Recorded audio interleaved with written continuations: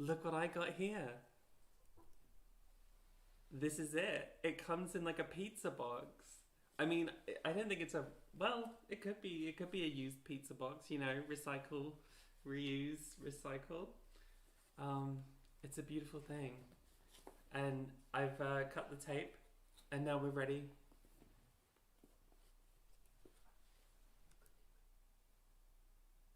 Everyone can, oh, some people can hear me, some people can't hear me. I can hear me, but I'm in the room. You need me to be a little louder? Okay. I am very low volume, very low volume. Can I get it any higher? Let me put the pizza box down. It was some sweet music, wasn't it?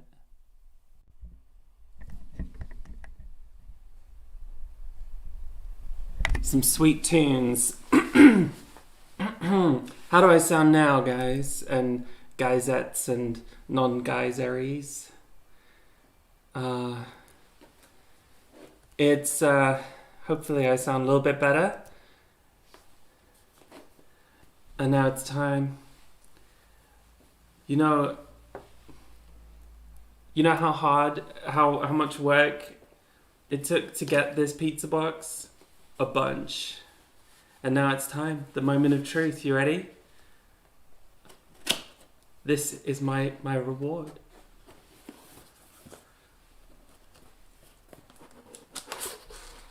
Oh gosh.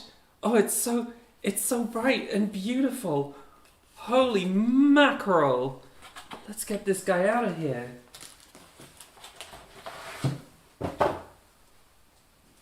Oh. Don't have any music for this moment, but here it is. The 100K Silver Creator Award, I think it's called. Look at that. And you can see the reflection in it of my living room. Oh, that's the camera. Isn't it gorgeous? It's gorgeous. It tastes good too. Love it. Loving it. So let's pop that on display back here. Perfectly sized nook, what a coincidence. How is everyone? What a moment. What a beautiful moment this is. So today, to celebrate this moment, I'm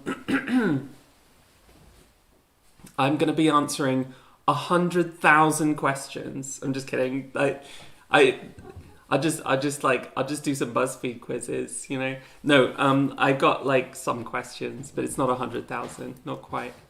And you guys sent me these questions, and I'm gonna answer them.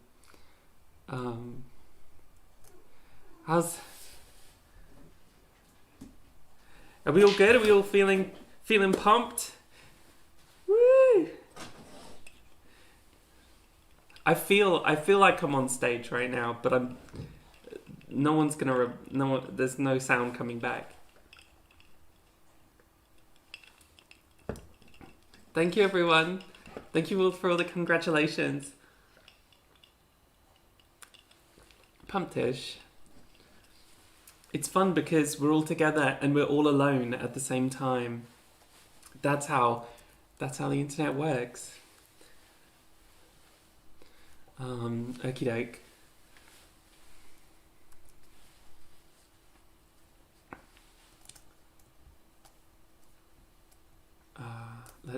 Let's see. I've got all the questions here in a document. I want to get you guys so I can see you too. Excuse me. Are we supposed to cough into our elbows now? Sorry, I have allergies. It's not COVID. I have seasonal allergies. I suffer.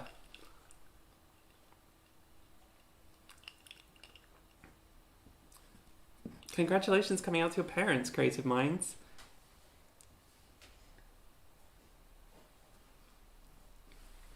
Okay. Let's see if I can do this without coughing the whole time. Let's see. Okay, so the first question I have... I'm going to cough again. What a valuable live stream. Just a whole live stream of me coughing into my elbow. How exciting. Okay, Vicious Panda asked, how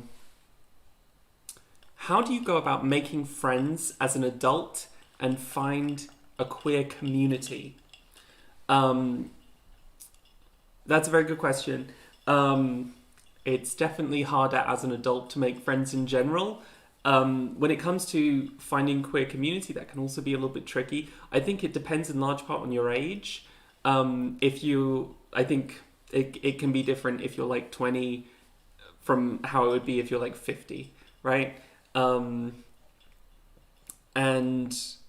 I think the place to start is probably, I would recommend getting involved in some kind of activism, but you may not enjoy that. I enjoy that, and I enjoy that as a way of making friends as well. Like, I really enjoy that as a way of making friends. Because I enjoy the work and I enjoy working with people, and that's just fun to me. Otherwise, obviously, there are like most places that are more likely to have bars than like a coffee shop or anything. I'm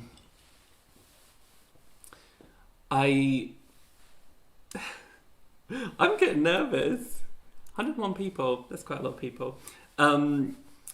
I think that, yeah, that's good. And I think if you have like gay bars, if you live somewhere that has gay bars, you probably have like, some kind of activism going on. And also have a look and see if you can find like LGBT, like type LGBT in your hometown into the internet somewhere and see if you can find like Facebook groups or meetup groups of any kind.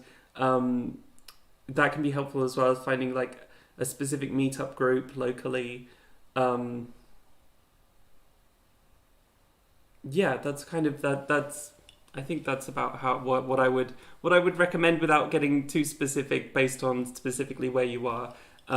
If you have anything going on in your town that has to do with like bars and drinking and clubbing, then there will be something else available that is less raucous. Thank you, Mishka. Okay, so Tempo Rainey asked, I've recently come out to myself as non-binary, but unfortunately I really dislike a lot of new gender-neutral language, like NB, nibbling, joyfriend, and I haven't found any good words for general neutral parents. I find gender-neutral language to be either too clinical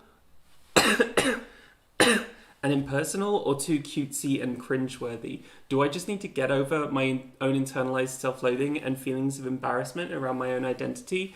Do new words only sound weird until we get used to them? Will I one day be able to embrace the word nibbling like an old friend? I do think the way that language is evolving right now in the queer community online, I think there does tend to be kind of a little bit of a cutesy culture involved in creating these new words. So I do think a lot of them do sound cutesy in a way that doesn't necessarily appeal to a lot of people, especially older people. And as we get older, I think it's becoming a little bit more difficult.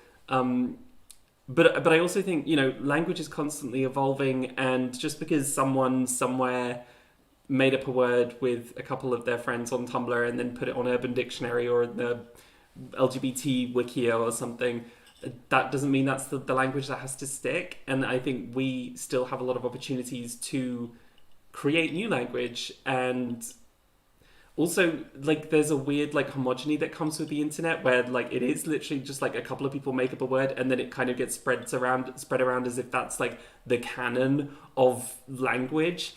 And it doesn't really have to be that way. And I think that you should, like, with your friends and with your community and your family, you should make up your own terminology as well. And especially when it comes to something like being a parent and having kids will make up their own words for you. Like, kids will make up words for the people in their family. Like, everyone has their own term for like their grandma or something, you know, already. And I think that that's also very common. When it comes to having to pick a special word for like a non-binary parent or something.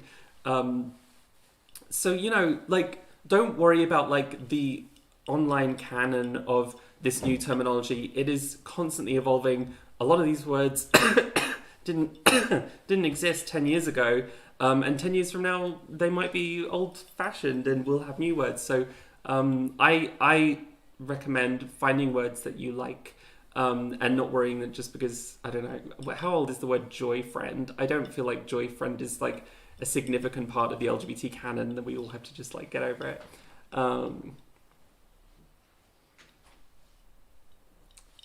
Okay. I hope that was helpful. Okay, Best Laugh.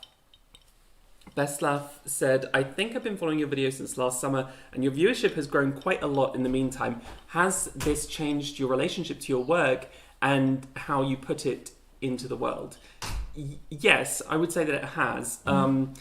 I definitely, when I started trying to take YouTube seriously about a year and a half ago, and I was a lot more laid back at the time. And I thought my videos were all going to be about 5 to 10 minutes long, and I was, I don't know, sometimes like I wouldn't bother. Like, I know there are some videos where I just kind of rolled out of bed and just filmed it, and like I didn't like brush my hair or anything. I just did it, and now I look back and I'm like, okay.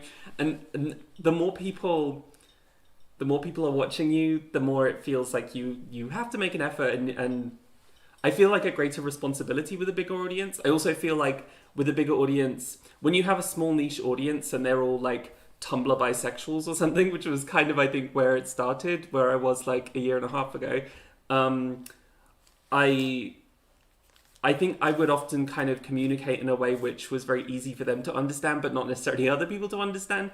And the bigger your audience gets, the more broadly you have to be able to communicate your ideas, and you can't depend on like niche like language and in jokes and like vocabulary that's specific to your personal to your community. So the way that I write has definitely changed because of that. Because you should, as a YouTuber, you should write for your audience. You should have an audience in mind when you write. And when I wrote a year ago, the audience I had in mind was like 10 to 20,000 people, and now I've had several videos reach 500,000 views, which is quite a few.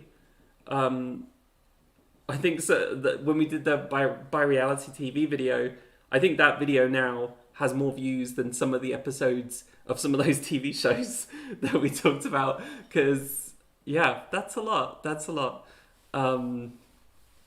So yeah, it's changed. It's changed a lot how I approach the work, and I'm super grateful for it. And it's amazing work to do, and I'm so happy and excited to be doing it. But I definitely feel like I have to brush my hair now, which is pretty tragic. But you know, you make do. Okay, so Fort Angel asked. Any queer book, movie, or TV recommendations? Detransition Baby was a book that I read recently that I thought was very good.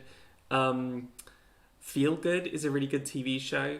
Detransition Baby is trans. The title is off-putting, I think. And if you're really put off by the title, don't read it. But because it's a lot. And if you read the first couple pages and you think it's a lot, then just don't read it. But it is a really good book. And it's like trans and bi.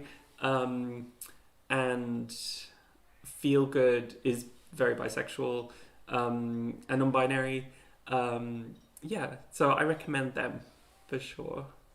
I mean, I have loads of recommendations. I've got, like, I think this whole shelf here is bisexual books.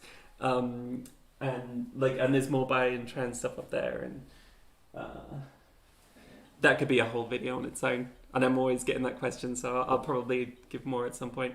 Okay, Serena Bandar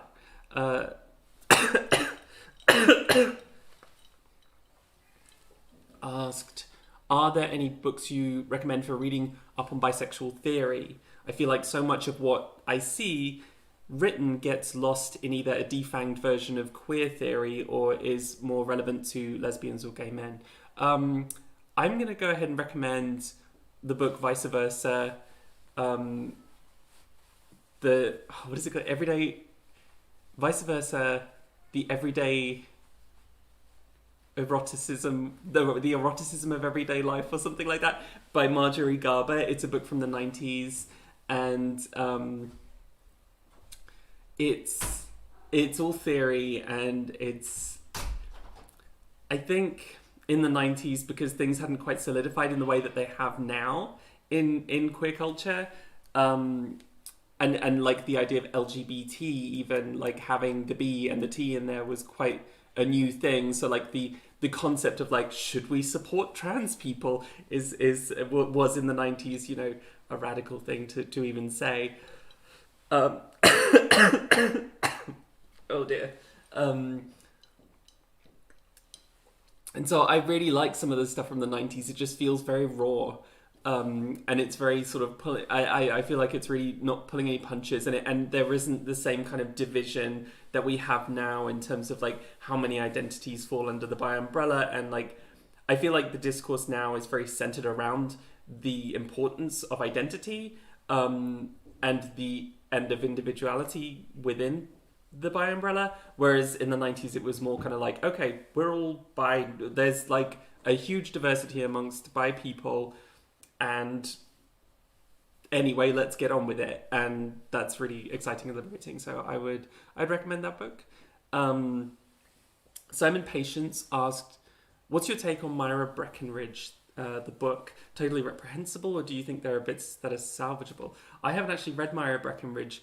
So I hope I don't sound stupid saying this, but I do think that like when an author has died and a book is as old as like 50 years or more, I do think that it kind of becomes an artifact, like almost a historical artifact, and can be appreciated. Kind of, I don't know. I can kind of remove myself. There's some dissonance there. I think when something's a little bit older, I can see it in a different way than I would. When I read, I approach books that are new and films that are new and any kind of media that's new in a very different way to media that's older. Because you can engage, like nowadays you read a book and you don't like it, you can go on Twitter and tell the author that they're a piece of shit. You can't tell Tolkien that, J.R. Tolkien, that he's a piece of shit because he's dead. So it's a different kind of relationship we have with the work. There's no massive discourse like J.K. Rowling. The way that we think about Harry Potter is forever changing because J.K. Rowling is still present and the work is still being added to all the time. So to me anyway, if a work is older, I can approach it very differently. And I think when something's older and it's kind of offensive, I can still see it in a way that's not gonna, it doesn't make me as anxious because I know that it's not going to engage with me in the same kind of intimidating way. I don't know. Yeah. So that's my opinion about a book I haven't read. So if that was stupid, then I'm sorry, because it might be stupid. Okay, so Delilah asked, how would you advise someone who's struggling to find their passion? Okay, Delilah. I think if you're struggling with that, if it's genuinely a struggle to find like your passion, I think that what you probably need most is less, like, for the moment. I think you should seek contentment. I think you need stability and contentment before, like, I've had friends who really struggle with like trying to find a passion in life, and they feel like they're missing out on something because they have friends who have a passion, and they're missing out because they're not connected with that experience. And I think that ends up being quite stressful. And so I would recommend finding contentment in your life and peace. And if passion comes to you, then it comes to you. But I don't know. Maybe I'm projecting based on my experience with my friends, but I think, yeah, I don't stress about it. If it's a true passion that brings you joy, there shouldn't be stress involved, really. Not that kind of stress. So yeah, I like, obviously try new things, but like find peace. I hope that isn't useless crap what I just said. Okay, Nyalasta asked most most unexpectedly good representation of trans people in a show or movie that you didn't expect but were pleasantly surprised by. Okay, I hope this doesn't sound like a cop out, because this is pretty old now. But you know that show Doctor Who? There is a character in the 2005 and 2006 series of Doctor Who named Cassandra, who is just a piece of skin. She looks like a trampoline.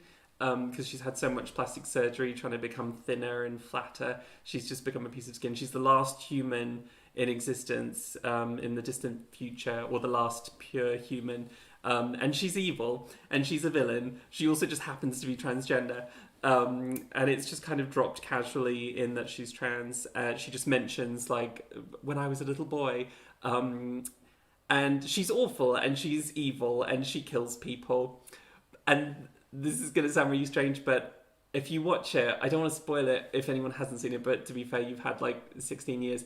On her second appearance in the end, you empathize with her so much, and you empathize with her like struggle to feel like beautiful. And this was before like there was any like discourse about trans representation. It was just like this happened outside of the trans representation discourse completely, of 2005, 2006. And Russell T Davies loves to write gay and lesbian and bi and trans villains and just characters of all kinds. So it totally makes sense that he would write that kind of character.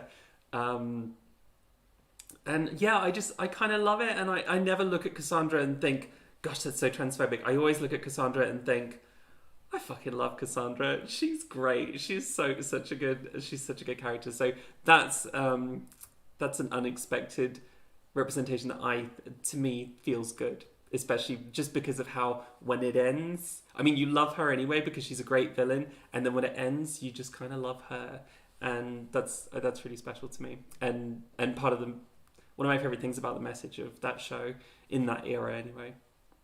Stushi asked, favorite YouTuber who isn't yourself? I don't do favorites really very well. I never have like a favorite thing, and I don't know. I was watching some H Bomber Guy recently, and I think H Bomber Guy is just so good at, like, H Bomb's videos seem like chaotic, and they seem like they were just like mashed together, and like there's this apparent unprofessionalism about the whole thing, but it's all everything is just planned so perfectly, and it is all so well produced that H Bomber Guy can make a 3-hour-long video that is about something ridiculous, and it'll seem like unprofessional and ridiculous, but it will keep you entertained the whole time because he knows what he's doing. He knows how to produce a YouTube video so well. He knows how to write it. He knows how to perform it. He knows how to edit it. And I think a lot of YouTubers, smaller YouTubers in particular, like aspire to that, and then end up doing like 3-hour videos. And just like I recommend don't do that. Don't do a 3-hour video. Cut it down. Kill your darlings. Try cut. Always cut. That's a huge part of the process, is cutting things down. And it's only because when someone is really like a master of the craft that I think that they can make a video so long that is still so satisfying, and make it seem so like casual and thrown together. And it's just not. It's not casually thrown together. So much work goes into that, and it's just. He's a master of the craft of YouTube video essays. So yeah, I like him a lot. So that's kind of an answer. Okay, A asked, when and how did you meet your partner, Ada? Well, Ada and I actually met through the internet, through like Tumblr and YouTube, way back like 10 years ago at least. Around 10 years ago. And hang on, am I gonna cough? I'm not gonna cough. We were both invested in like bisexual activism, and I had been hosting bi meetups in Texas, and Ada was going to start hosting bi meetups in her hometown, or her current town, and so she got in touch and she was like, "Hey, I know that you've done bi meetups. Can I like ask you some questions? Can you give me some advice?" And we got to talking about it, and then we decided that we were going to work on some like bi projects together and some bi activism together, and it eventually evolved into just like a lot of making out with tongue, a lot of tongue. So yeah, that's how I met my partner. Katarina asked, are you in the Balkans by any chance? Because your cat's name, Mishko, is very Slavic.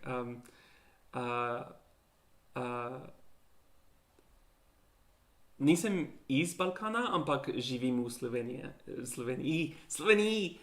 God damn it. Sloveniji. Živim v Sloveniji. What did I say? Did I just like say some random crap? I was trying to say živim v Sloveniji, okay? That's what I meant to say. I don't speak that language very well.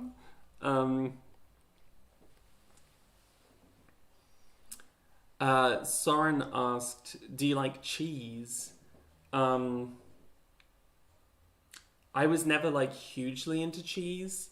It wasn't like a big part of my life, but I really liked it in an omelette. And then I went vegan, and now I eat vegan cheese, and I love vegan cheese.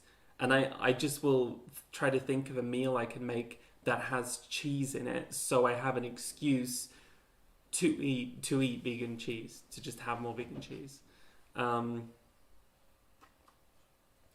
So yeah, I know that's a big question that people have been wondering ever since some of my earlier videos.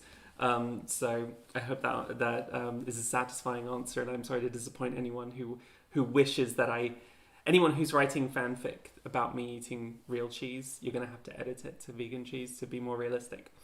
Okay, Cal Muse asked, how big is the Verily Bitchy team? Well, there's about 35 of us.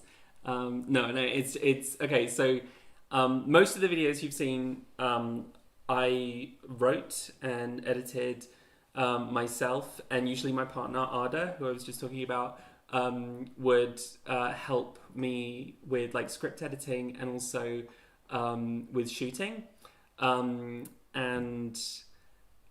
But some of my biggest videos and some of probably your favorite videos were written with Ada, and more recently also she's been learning how to edit as well. So nowadays, so some of them, like the last 2 videos were me and Ada together, and the next one's definitely going to be me and Ada together, and probably a lot more. I'll probably do some more on my own as well, but at the moment we're having a lot of fun working together. And Ada, do you want to Do you want to come over and say hi? Ada has been sneakily in the room the whole time. I've been trying to prevent Mishka from causing too much ruckus. Yeah, Mishka's very excited. Mishka thinks when we talk, he tends... if we're talking on the phone or something, Mishka will assume that we're talking to him and reply, which can make talking on the phone extremely difficult. Every time... You can speak up, darling. You can do this. Every time we get... Ada's debut. No, look, you're not on the camera. My little angel. Every time we get a delivery and they call you and they're like, your mail is here, especially if it's like cat food delivery, as soon as I pick up the phone and I say hello, Mishka yells. Yeah. And I think about how funny that must be for the person delivering the cat food, that like I pick up the phone and it's immediately cat yelling in the background. Yeah, like it's like you should just let him answer the phone. Yeah, I think we should just give it to him. Yeah. I think he would reply. Oh, he would. He would reply. He's very opinionated. Yeah. Okay. So yeah, this is how big the Really Bitchy team is. On a couple of videos, we've had some friends help out. Like on the By Reality TV was shot at our friend Tiasha's house. Hello, Tiasha. And so Tiasha helped us out with that, and we actually shot it in Tiasha's apartment in Tiasha's living room because it just looks great. And Tiasha was like, "You have to shoot here," and I was like, "Yes." Yeah. Yeah, it's nice when we have an extra person helping out with shoots, but mostly we don't. Yeah, mostly it's just us like trying to make everything work in the living room or something. Yes. Yeah, it can be a bit of a struggle. Okay. I'm going back to behind unless anyone has said anything to me. Otherwise, I'm going to retreat into the backstage where I belong. Where you belong? Well, you're always welcome. You're always welcome in front of the camera. You know that. Maybe one day. It feels better to be behind the camera. It feels better to be behind the camera because you feel in control. Yes. And you're a control freak. I like directing. I like doing all the technical stuff. Hi everyone. Thank you for complimenting my glasses. I think directing is just a posh word for control freak. Yes. You know, director. That's why I'm so good at it. Yeah. Okay. I'm retreating now. Okay. Goodbye. Okay.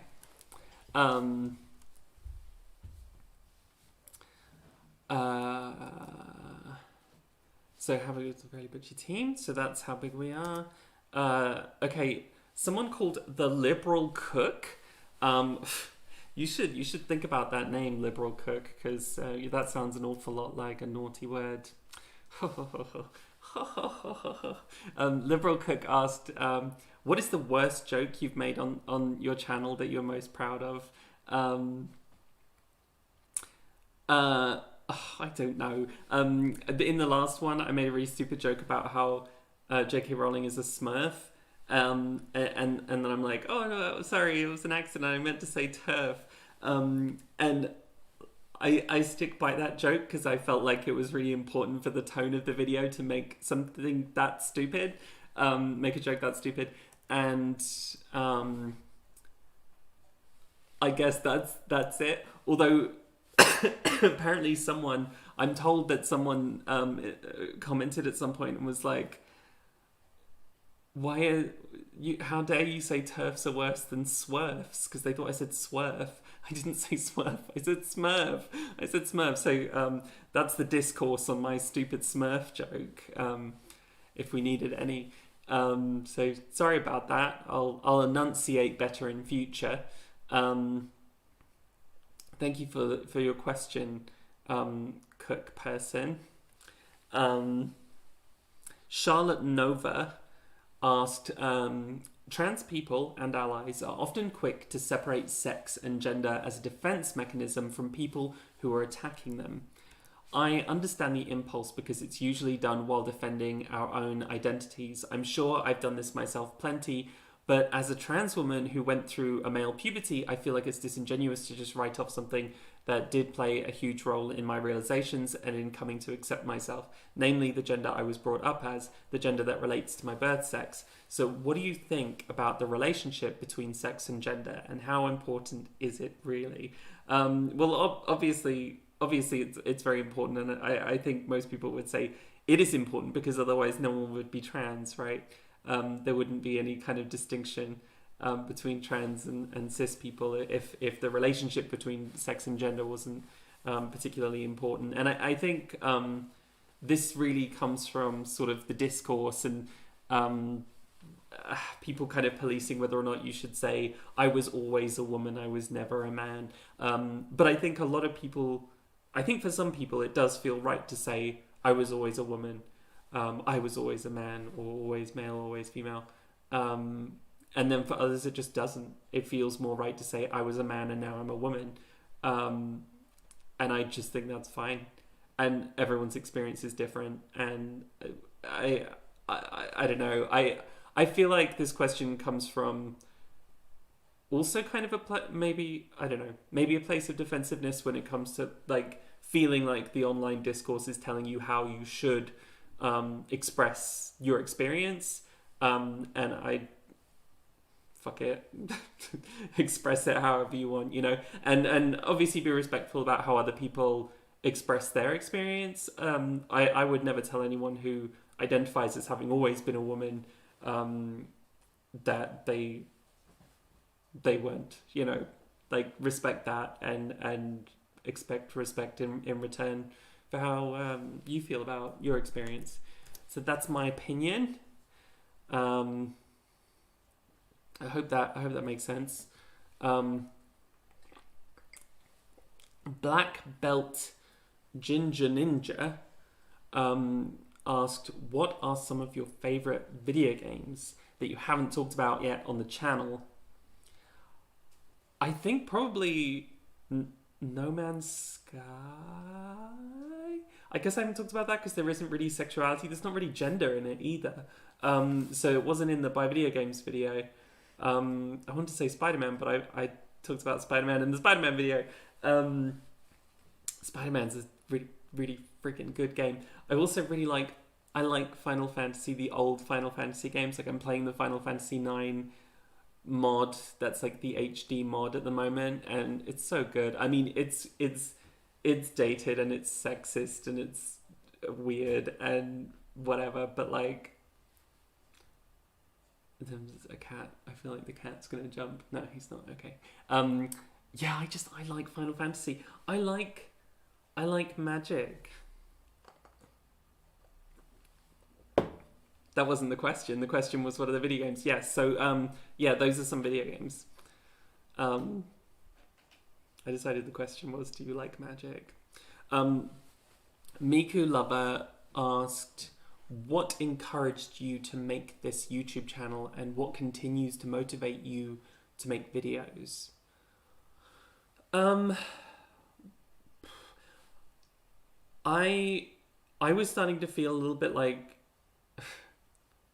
well, okay, for one thing, like the content, like when I started a year and a half ago, when I started taking YouTube seriously, it came from a place of like, I was reading a lot about bi stuff. I was kind of, me and Ada would like, we would spend a lot of time kind of making bisexual theory, just between ourselves. Schnappy, you don't need to eat that. That's a camera tripod, darling. Okay. Schnappy likes to eat plastic. That's, if you can see any bananas in the chat, it'll be because of Schnappy. Schnappy's a silly guy. He's a silly little Snoop. He's a silly little Snoop, ain't you? Okay. What was I talking about? Yeah, and I just had, like, we would go to buy meetups, and I felt a little bit like I was just giving a lecture, and I felt, I don't know, that's not kind of what you want to do at a meetup. But it seemed like that would be really good content for YouTube. And so also like Tumblr stuff. I was posting a lot of stuff on Tumblr and I was like, oh, this would be better as a video. And I'm the kind of person who's not like I'm not that great at anything, but I'm kind of good at a lot of things. And YouTube can be quite good for someone with like a lot of different skills. So like I'm kind of good at video editing, and I'm kind of good at performing, and I'm kind of good at writing, and so that all comes together to make YouTube videos. So yeah, everything just kind of slotted into place, and yeah. So I am what motivates me what continues to motivate me. I love it, and it's fun and exciting. I always try to say something new. I always think I have a hot take, even if my take doesn't seem that hot to you. I was convinced at the time that it was a hot take, so that's where it comes from. It's like finding something new that I want to say, and I have a list of over 100 video ideas, and I'm always coming up with new ideas and adding them to the list, and then it's just whatever I feel most fixated on, and usually it is something that I'm like hyper fixated on, and sometimes like with the Bi reality TV show, for instance, that was on my list. It was on my list, like Bi reality television, and then a few months ago I mentioned it to Ada, and Ada was like, that would be fun to look into. And I was like, I don't remember which one. I don't want to take credit for it. Like, one of us decided that we should just start watching like Tila Tequila and see where it goes. And then we watched all of this reality. Some of it rewatched because we'd watched some of it before.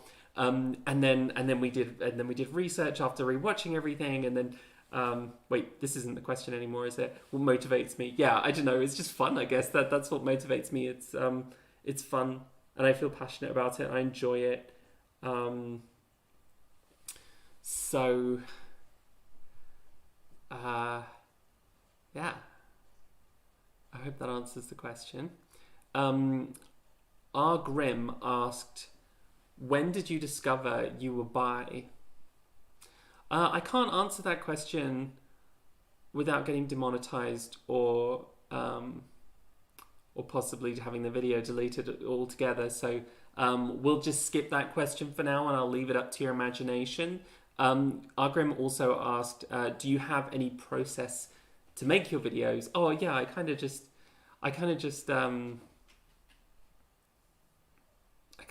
said what they were, right? First script, yeah, and it's just usually a passion for like an idea. Like I was so excited about Spider-Man in January, which I know that's not a favorite video for a lot of my subscribers, but like I was just really feeling Spider-Man. I was so excited about the new movie, and I just played the video game, and I was just like, I just feel like I have to talk about Spider-Man, and it just comes from that place of like excitement and passion, and yeah. So that's and then a script gets written, and then I want to film the script. Usually it's like that. The script gets written.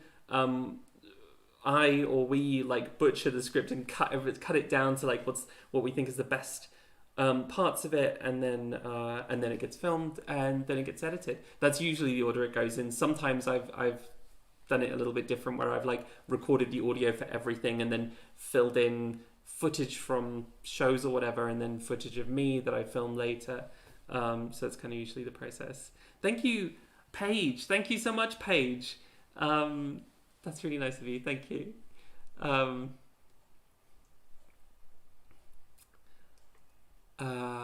Okay, so next question is from Salmon. Salmon asks, what are my thoughts on the Leah Thomas situation? I think that's the trans swimmer, right? I think that sports are segregated because boys don't like it when girls beat them. And I think we need to rethink sports altogether, because I think the way that sports are set up and the way that sports are segregated by gender is just something that needs to be rethought. Like, doesn't wrestling have like weight classes and stuff? Like, why can't the strongest woman in the world fight like a guy who is the same strength as her? I don't know. I feel like I think sports needs a rethink, you know? I think Quidditch, this like real life Quidditch, where like some of the some of the like, there's like a rule. Oh goodness gracious! If I die by the end of the stream, Schnappy will have to press end stream. What am I talking about? Quidditch has a rule where you can have like a limited number of each gender, so you can only have like 4 person of a gender on the team. So, like, I don't know, I think that's really cool. Like, what if football, like soccer, football, or tennis or something had like similar rules? Why does it have to be segregated by gender?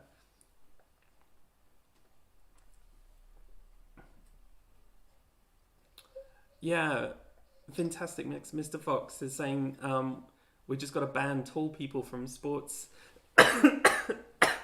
If we're going to talk about unfair biological advantages, there's just the whole thing needs to be rethought. In my educated opinion, as someone who doesn't play sports and doesn't ever want to play sports.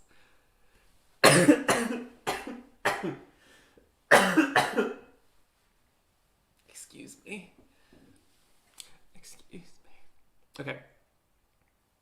Jasmine Wadsworth asked, when did you first get involved in activism? I've kind of always been. When I was in high school, I was in Amnesty International. Am I going to start coughing again? Can I do this? Okay. When I was in high school, I was in Amnesty International, and I think my first year of university, I took a class on, it was like Feminism 101 or something. Probably wasn't called that, Introduction to Feminism or something. And my sister and my like one of my roommate kind of person was also really into feminism, and so I've been surrounded by feminism for a few years. So I started getting involved in feminist activism in university, and then that led to LGBT activism, which was like the organization at my university. The gay organization was a lesbian and gay organization. It wasn't LGBT, and a lot of like bi people that I knew, I knew a lot of like bi feminist activists, and they didn't want to go to the gay and lesbian organization because they didn't feel welcome. So we started meeting up as bi people, and then eventually we like allied with the LGs, and then we became an LGBT organization officially. And then my activism went from there. And yeah, I'm someone who enjoys activism. I just enjoy that environment. I enjoy contributing in that way. I'm not like, I don't want to sound like I've done the greatest activism in the world. A lot of what I've done is just like community building stuff.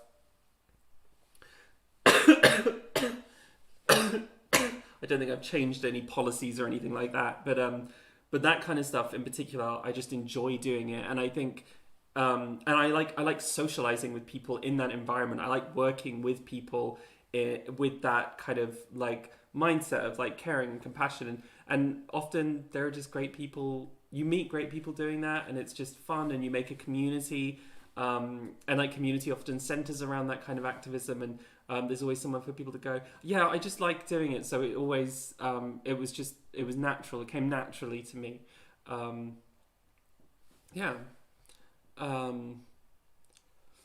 Okay. Jay Childs asks, what is the hardest part of being a YouTube content creator? Well, you know, it can all be hard.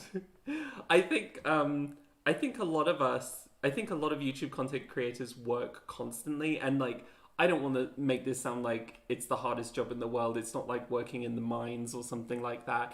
But like, you often have to like hustle, and like you have to kind of be working all the time, and it's a very abstract job sometimes. I mean, for a channel like mine, it's very like you have to come up with, you have to create a video from scratch, and it has to feel like no one's, I mean, to me anyway, like it has to feel like no one's ever done it before, has to feel like totally unique and special, and you need like a hot take, and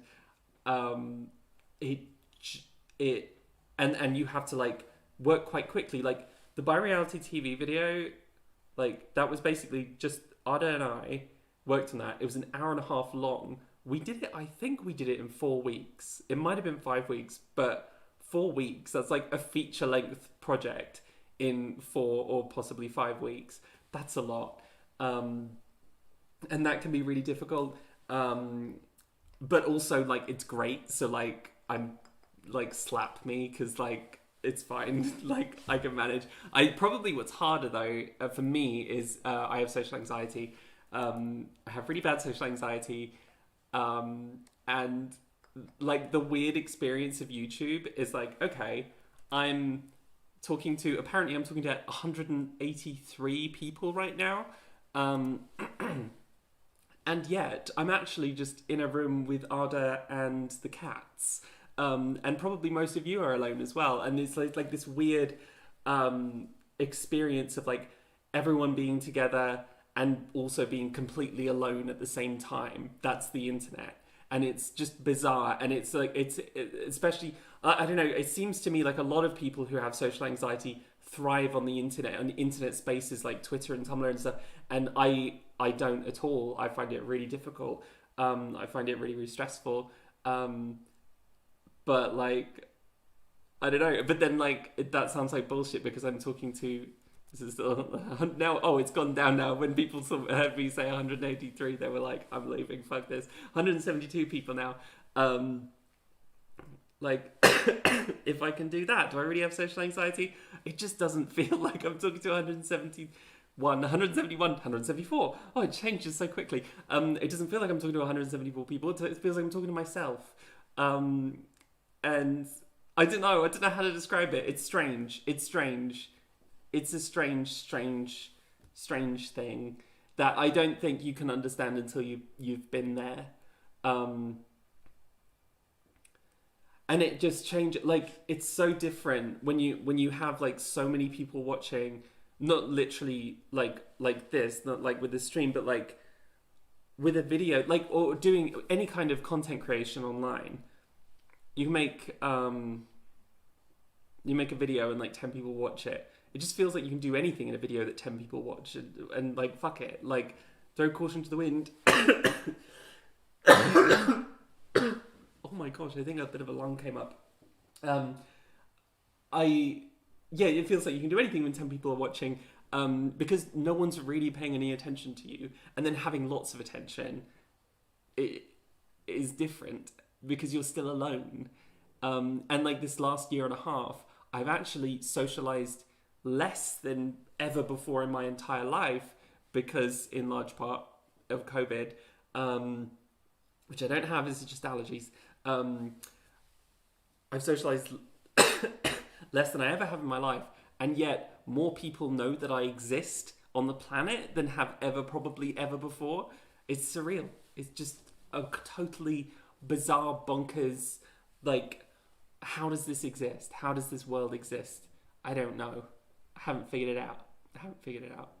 Yeah, it's just allergies. I've got seasonal allergies, and that gives me a really bad cough sometimes.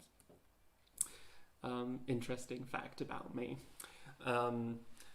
Marco Polo asked, what's your least favourite show in the world? And Dumb Muso Rowan asked, what are your favourite and least favourite episodes of Doctor Who? And I'm going to answer these at the same time, because right now my least favourite show in the fucking world is fucking Doctor Who, because I just think it's shit.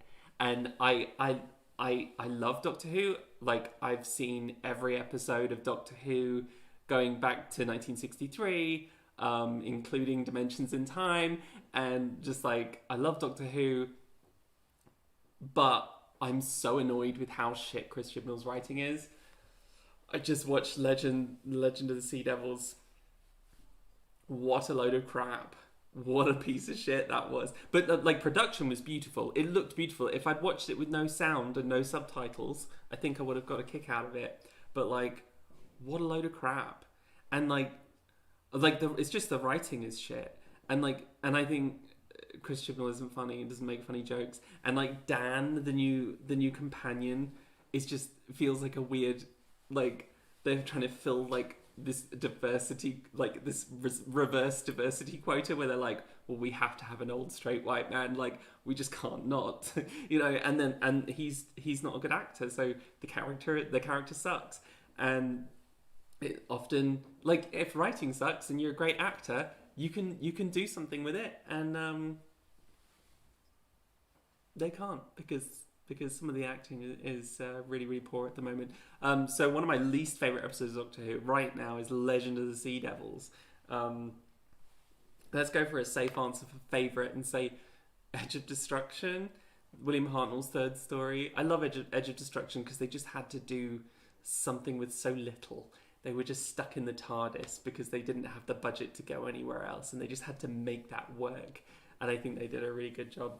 That's the safe answer. Also, like, Russell T Davies' like first couple of finales, like Doomsday and Parting of the Ways. I love them. They're brilliant.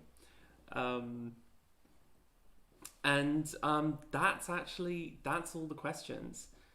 I think like 1 million people have asked if you have seen Our Flag Means Death. So I think Oh, really? Have I seen Our Flag Means Death? Actually, yes, I have. Oda and I binged it like a week or two ago, and the first like 3 episodes I thought were really shit, and not really. I mean, they were fine, and I was just like, okay. And then when Blackbeard came on, I was like, oh, okay, let's see where this goes. And then the rest of it was really great. It was really, really fun. I really enjoyed it. I hope they get another season. Last time I checked, they hadn't a second season confirmed, but yeah, I really hope they get the second season. Although how one is to cope without Blackbeard's beard, I don't know. That's going to be really hard to watch.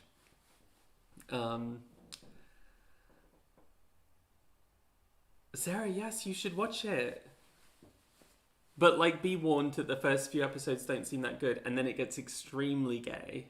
Like gayer than you think. You think when it starts to get gay, you're like, oh, okay, here's the gay. There's more gay. There's more. There's a lot.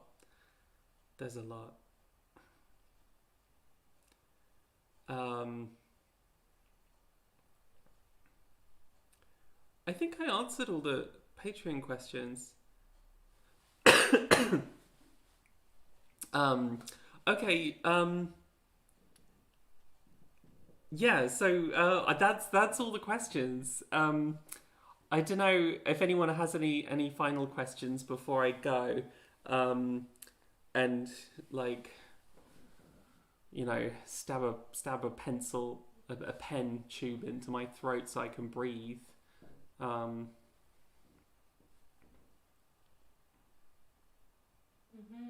There's a new question on Patreon. There's a new one. Yeah. Let me see. Do you have any advice on how to get your friends to use your pronouns? I always feel awful being called girl or she. It makes me anxious and depressed. But I don't want to be too pushy reminding them. Thank you so much. Do you know what? The way that I would do it, but like, I mean, I can be quite a silly person, but the way that I would do it is try to kind of make a joke of it, but just to like, so it's a reminder, but like a fun reminder. I don't know. Like if someone was like, "Oh, this girl," I'd be like, "Actually, my gender is horseradish," you know. Like I don't know. That what a great joke. But I would just try and like make it kind of silly, just so it's like becomes kind of present in their minds to think about it. Because I think it's difficult for people to kind of rewrite those terms in their brains. I don't know. I think that's a challenge at first for people. I think you get used to it.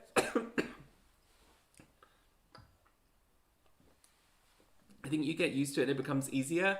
But when people aren't used to changing that, it just is automatic for them, and yeah, I think that's what I would do, and that's the only way I've found that would work for me.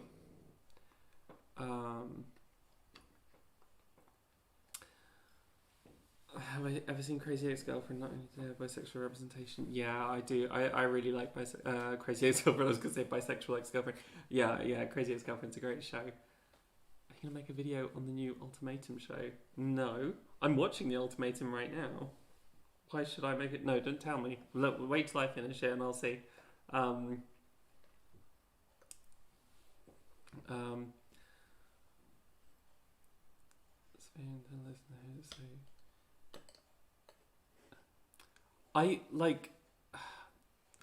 Yeah, if you can't pay for therapy, I don't know. Like for me, what I think is best for dealing with like homophobia, biphobia, is to be around people where that is absent.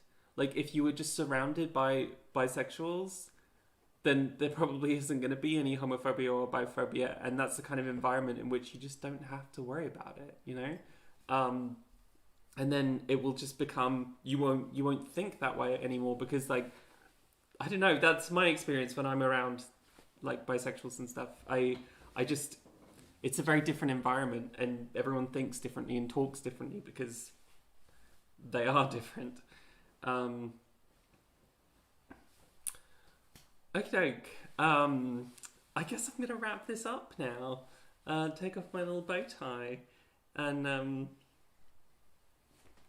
should have another look at the award. Look at this beaut. Look at it. Gorgeous. Yeah. I'm not gonna hang it up, but I'll probably keep it on the bookshelf. I feel like it'd be is it a bit tacky to hang it up? I don't know. Well, I'll keep it polished for now anyway. And then when I hit 1 million subscribers, I'll smash it with the new award. I'll use the new award to smash the shit out of this one. And then I'll send the pieces to my enemies. Oh, Schnappy. Okay, Schnappy's happy.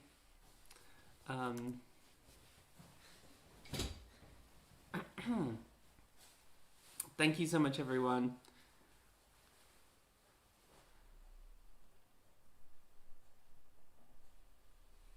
Oh yes, Liberal Cook is correct. My Patreon link is delicious. Feels good to click. It's a pleasant experience. Thank you, everyone. Thank you for coming along with me on this journey this last year and a half. It's been incredible. I feel so lucky. I feel so grateful to sort of have been chosen. I feel grateful for all the clicks, all those smashing those like buttons and the subscribing. I feel so grateful that for all of you who chose to subscribe and to watch and to share my videos. I just appreciate it so much. It's so wonderful. It's a joy. It's a joy, and we're working on a new video. We're always working on a new video. I'm very excited about it. I'm always very excited about it. That's in the nature of it. Like I'm always excited about the next video.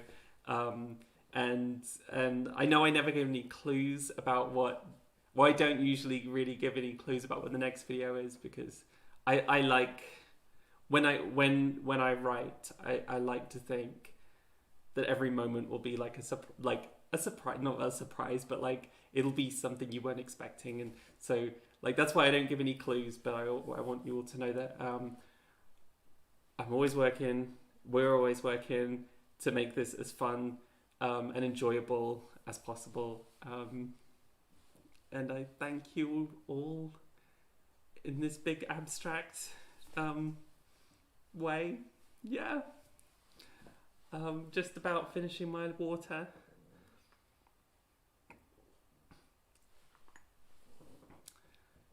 Oh, thank you. You're so lovely. Oh, this is weird. It's weird to wrap this up without playing a game or something. But I think I haven't had any dinner. And I've got to take off these tight clothes so my little belly could pop out. You know, it's a little restricted at the moment.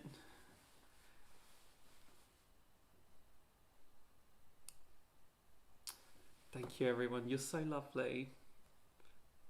This has been so fun. This has been so cool. This was so fun. I was always intimidated by the idea of doing a Q&A. I thought like doing a video game live stream was like the easy, like, I don't know, there would be, I don't know, like something to do always that wasn't just me yammering away. But I'm glad that this was fun, and thank you all for your support. Okay, I guess I'll go now. Do I put the cloak back on? And play the music again?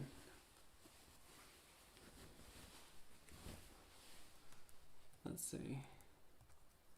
Oh no, I haven't got the music up anymore.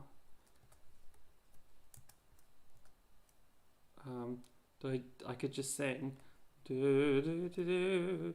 No, that's marriage. That's wedding. Okay. What was it called?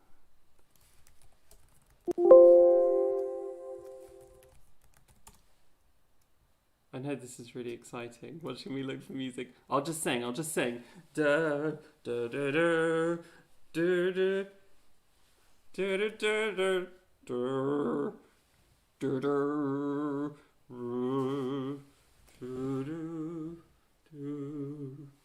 da